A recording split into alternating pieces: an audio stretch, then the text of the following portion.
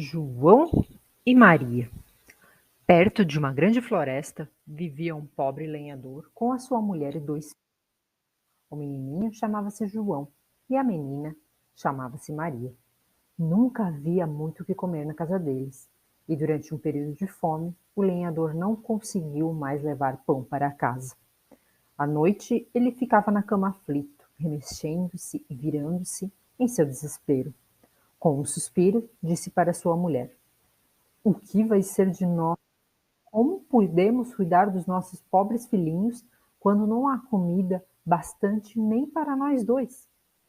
"Ouça-me", sua mulher respondeu. "Amanhã, ao romper da aurora, vamos levar as crianças até a parte mais profunda da floresta. Faremos uma fogueira para ela e daremos uma crosta de pão para cada uma. Depois vamos tratar dos nossos afazeres. Deixamos-as lá sozinhas. Nunca encontrarão o caminho de volta para casa e ficaremos livres delas." "Ou não", disse o marido. "Não posso fazer isso. Quem teria coragem de deixar essas crianças sozinhas na mata quando animais selvagens vão com certeza encontrá-las e estraçalhá-las?" "Seu bobo", ela respondeu. "Nesse caso, vamos os quatro morrer de fome. É melhor você começar a lixar as tábuas para os nossos caixões." A mulher não deu ao marido um minuto de sossego até que ele consentiu no plano dela. "Mesmo assim, sinto pena das pobres crianças", ele disse. As crianças também não tinham conseguido dormir, porque estavam famintas, e ouviram tudo que a madrasta dizia ao pai. Maria chorou inconsolavelmente e disse a João: "Bem, agora estamos mortos." "Fique sossegada, Maria", disse João. "Pare de se preocupar. Vamos, vamos descobrir uma saída."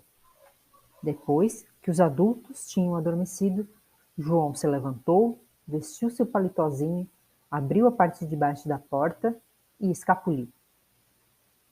A lua resplandecia e os seixos brancos em frente à casa cintilavam, com moedas de prata.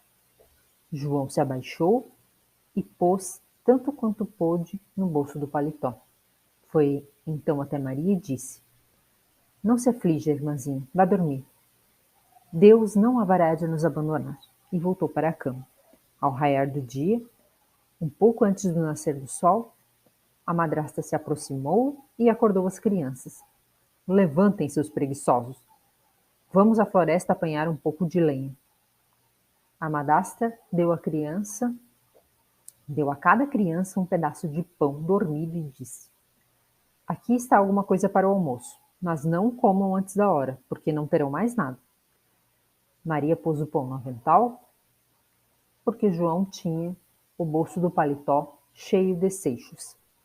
Partiram todos juntos pela trilha que penetrava na floresta. Depois que tinham caminhado pouco, João parou e olhou para trás na direção da casa. E vez por outra fazia isso de novo. Seu pai disse: "João, por que toda hora você para e olha? Preste atenção e não se esqueça de que tem pernas para andar." "Ah, pai, estou olhando para trás para ver meu gatinho branco, que está no telhado, sentado, tentando me dizer adeus." A mulher disse: "Seu bobo, aquilo não é o seu gatinho, são os raios de sol refletidos na chaminé." Mas João não tinha olhado para nenhum gatinho.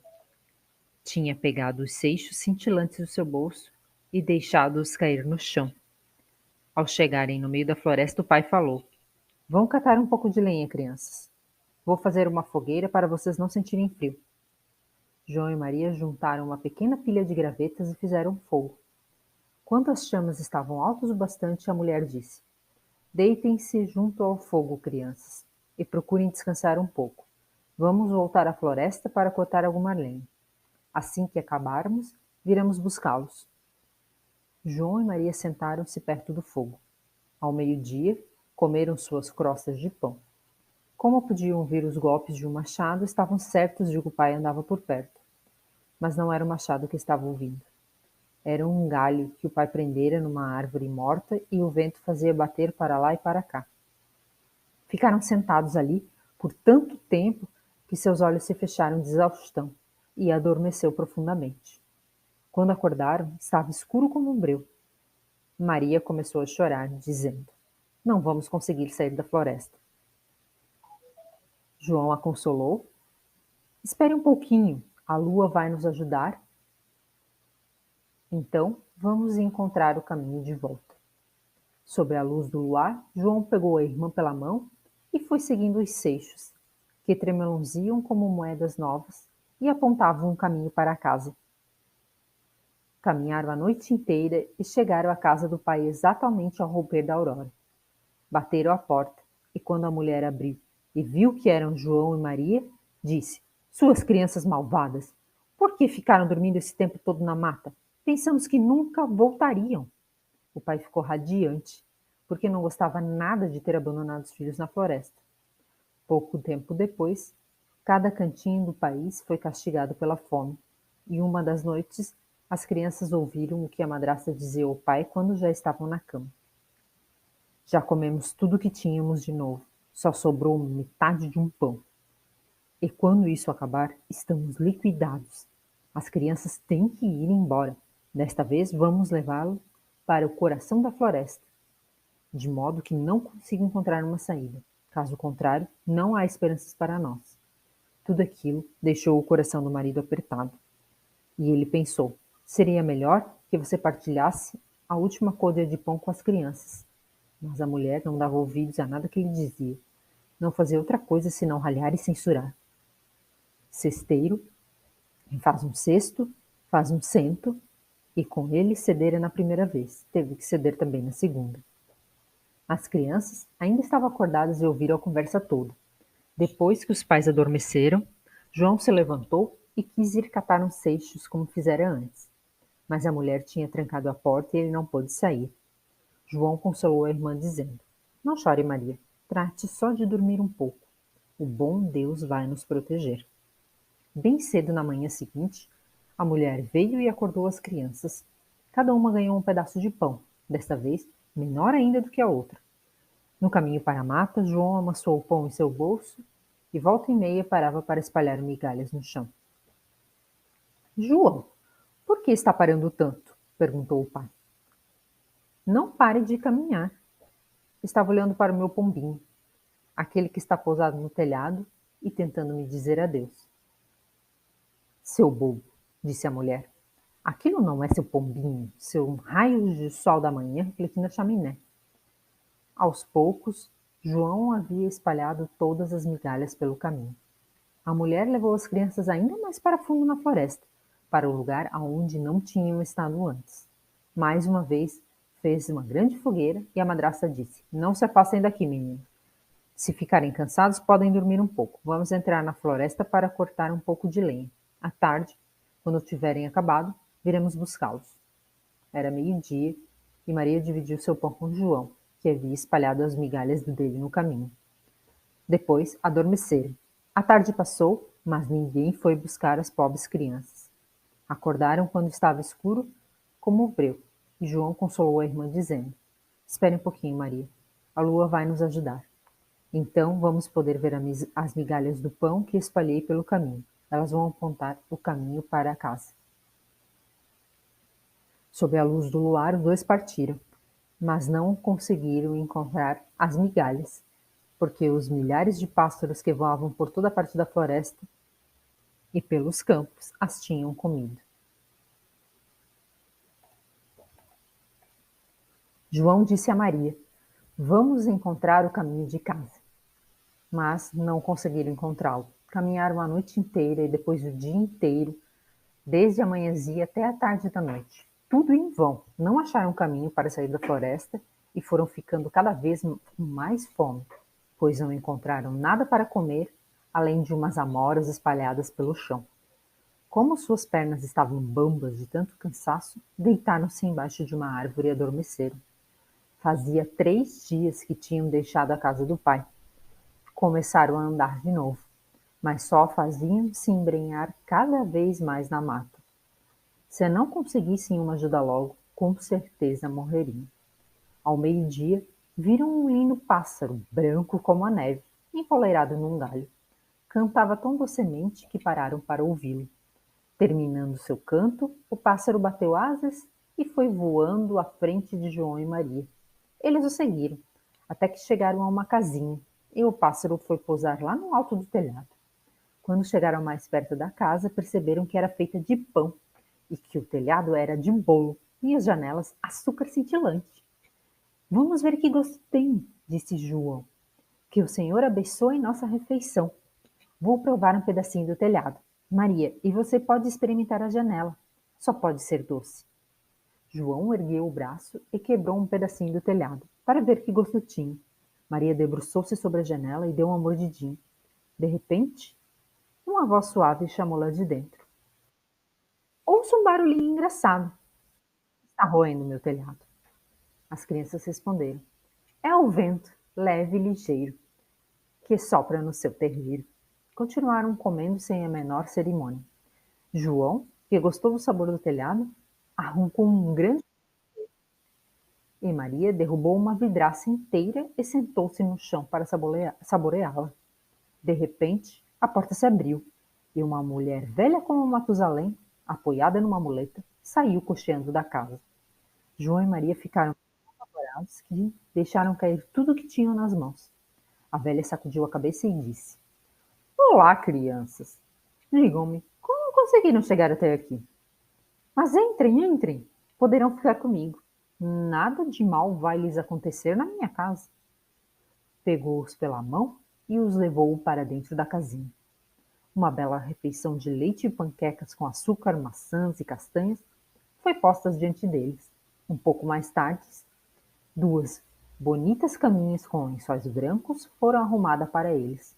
João e Maria se deitaram e tiveram a impressão de estar no céu.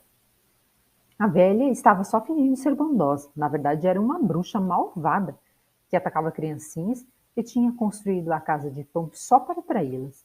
Assim que a criança caiu nas suas mãos, ela a matava, cozinhava e comia. Para ela, isso era o verdadeiro banquete. As bruxas têm olhos vermelhos e não conseguem enxergar muito longe. Mas, como os animais, têm um olfato muito apurado e sempre sabem quando há um ser humano por perto. Quando sentiu João e Maria se aproximando, a velha riu cruelmente e se ciciou. Estão no papo. Desta vez não vão escapar. De manhã bem cedo, antes de as crianças se levantarem, ela saiu da cama e contemplou os dois a dormir tranquilamente com as suas macias bochechas vermelhas. Murmurou baixinho consigo. Vão dar um petisco muito gostoso. Agarrou João com seu braço magricela, levou ele para um pequeno galpão e o trancou atrás de uma porta grampeada. João poderia gritar o quanto quisesse, que não adiantaria nada. Depois foi até Maria, sacudiu-a até que acordasse e gritou: De pé, sua preguiçosa! Vá buscar água e cozinhar alguma coisa gostosa para seu irmão. Ele ficará lá fora no terreiro até ganhar um pouco de peso. Quando estiver gordo e bonito, vou comê-lo. Maria começou a chorar o mais alto que pôde, mas não adiantou nada. Teve de fazer tudo o que a bruxa lhe mandava. A comida mais deliciosa foi preparada para o pobre João. Para Maria, só sobravam as cascas com caranguejos. Toda manhã, a velha ia furtivamente até o pequeno galpão e gritava: Mostre o dedo, João, para ver se você está gorducho. João, então, enfiava um ossinho por entre as grades e a velha, que tinha vista fraca, acreditava que era o dedo do menino e não conseguia entender por que ele não estava engordando. Depois de 4 semanas, e João, continuando magricelo como sempre, ele perdeu a paciência e resolveu que não podia mais esperar. Maria, gritou a menina, vá apanhar água depressa. Pouco se me dá, seu João está magro ou gordo. Amanhã vou acabar com ele e depois vou cozinhá-lo. A pobre irmãzinha soluçou de aflição, as lágrimas correndo pelas faces. Oh, meu Deus, ajude-nos. Se pelo menos os animais selvagens da floresta tivessem nos comido, teríamos morrido juntos. Poupe-me de sua choradeira, disse a velha. Nada pode ajudá-la agora. De manhã cedo, Maria teve de ir encher o caldeirão e acender o fogo. Primeiro tenho que assar o pão. Já aqueci o forno e sovei a massa. Então, empurrou Maria na direção do forno, que cuspia labaredas. Engatinhe até lá dentro, e veja se está quente o bastante para enfiar o pão. O que a bruxa estava planejando era fechar a porta assim que Maria se metesse dentro do forno. Depois iria assá-lo e comê-lo. Maria percebeu o que ela estava tramando e disse: Não sei como fazer para entrar ali. Como vou conseguir? Sua pateta, disse a velha. Há um espaço de sobra. Veja até eu consigo entrar. E ela trepou no forno e enfiou a cabeça dentro dele. Maria lhe deu um grande empurrão que fez cair estatelada. Então fechou e aferrelhou a porta de ferro. Ufa! A bruxa começou a soltar gritos, guinchos medonhos. Mas Maria fugiu da bruxa e a bruxa perversa morreu queimada de. Maria correu para junto de João, abriu a porta do pequeno galpão e gritou: João, estamos salvos! A bruxa velha morreu!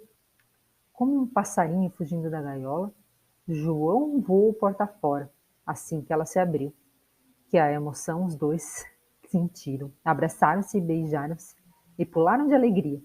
Como não havia mais nada a temer, foram para a casa da bruxa. Em todos os cantos haviam baús cheios de pérolas e joias. Estas aqui são as melhores, ainda que seixas, disse João, e meteu nos bolsos o que podia. Maria juntou-se a ele. Vou levar alguma coisa para casa também. E encheu seu aventalzinho. Vamos embora agora mesmo, disse João.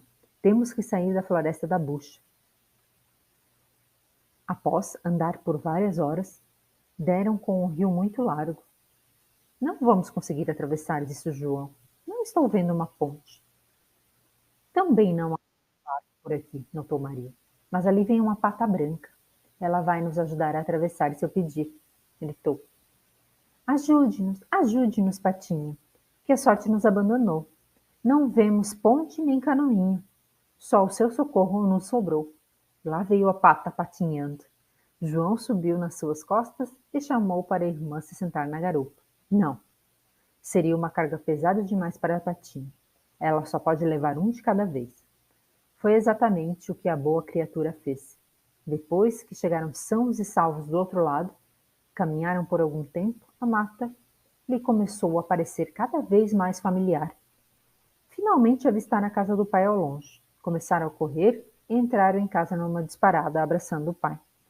O homem tinha passado por maus momentos desde que abandonara os filhos, na floresta. Sua mulher tinha morrido. Maria esvaziou seu avental e as pérolas e joias rolaram por todo o piso. João enfiou as mãos nos bolsos e tirou um punhado de joias depois do outro. Suas aflições tinham terminado e eles viveram juntos em perfeita felicidade.